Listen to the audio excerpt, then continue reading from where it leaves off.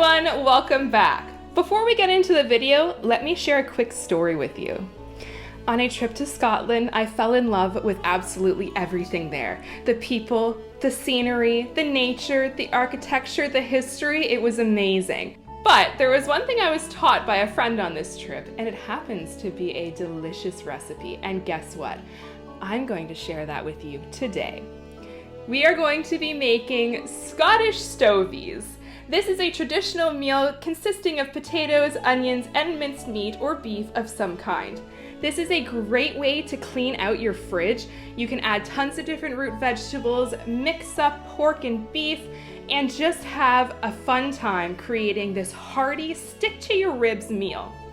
Now, I'm going to try and stay fairly close to the way that I was taught, which already in itself is a bit of a twist. But I will be adding spices and flavors because I need flavorful food in my life.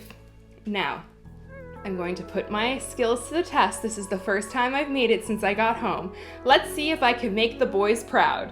All right, let's get to it.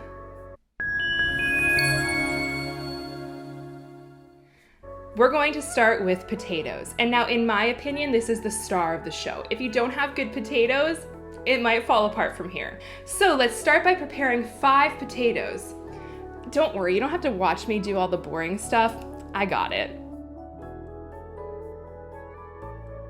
Now, after we have diced our potatoes, you are going to rinse them. We want to get rid of all of that starch. Rinse until the water is clear, like so.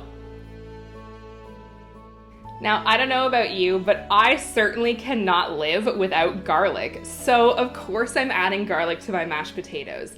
This is my trick and how I like to make my potatoes. So I cut up a couple cloves of garlic and throw them into the pot with the potatoes on the stovetop. To that, I will also add some seasoning salt for flavor and give it a good stir. Boil until this is fork tender, and then we are going to strain the potatoes. Now, you can prepare your potatoes any way you want to, but this is how I do it. So, after I've strained my potatoes and those garlic pieces, don't forget, I'm adding some butter, some non-dairy milk. I'm using coconut milk, but feel free to use full-fat milk or even cream, a dash of chicken stock because I think it just gives it a little bit extra. And now I'm going to follow that up with some spices. I'm adding oregano, more garlic powder because in my opinion, you can't have too much garlic. Sorry. Pepper and red pepper chili flakes. Now go ahead and mash this all together. Whoa, wait a second. Come here. Leave the lumps. I'm telling you, the lumps are the best part of mashed potatoes. You don't have to if you don't want to, but I'm team lumpy mashed potato, and I'm just saying it's the better team to be on.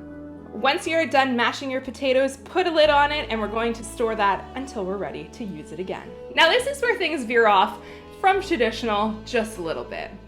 I learned this from a friend, and his family adds sausages to this recipe. Again, like I said, I'm going to stick as close to how I was taught. So we are going to cook some breakfast sausages on a skillet.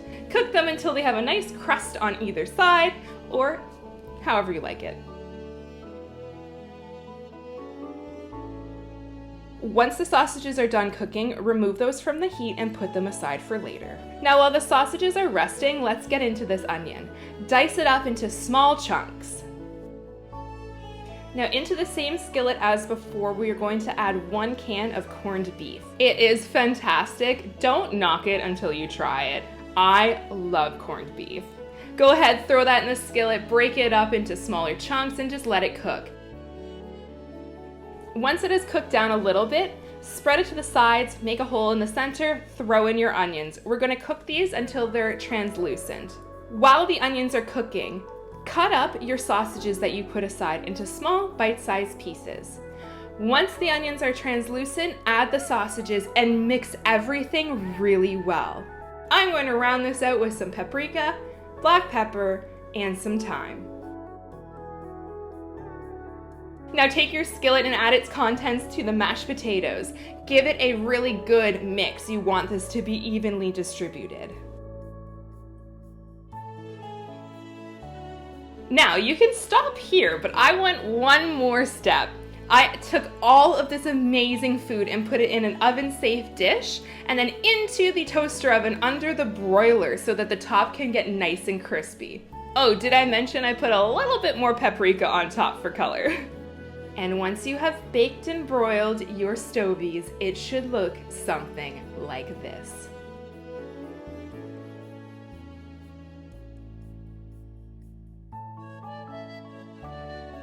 Well, boys, I hope I made you and your country proud.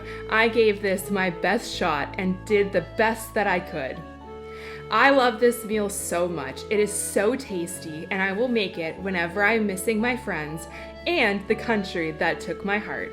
I hope those at home will enjoy this dish and give it a try. Experiment with ingredients, spices, and just have fun.